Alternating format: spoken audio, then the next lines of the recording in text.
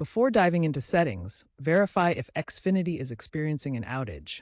Visit status.comcast.com for real-time updates. If there's a known issue, the problem might be on their end, and you'll need to wait for it to be resolved. Incorrect settings are a common cause of timeouts.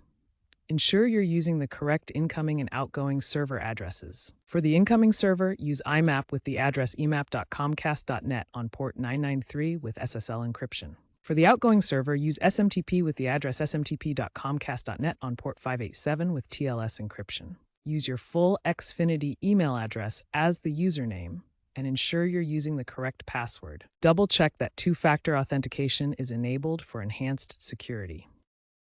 IMAP idle timeout settings control how long your email client stays connected to the server when inactive. This feature keeps the connection open to receive real-time email updates, preventing disconnections that can cause timeouts with Xfinity email. Increasing the timeout value can help maintain stable connections during idle periods. If Xfinity email timeouts continue, consider alternative email clients or protocols. Start by trying a different email app that may handle connections better. Switch from IMAP to POP3 for better resilience.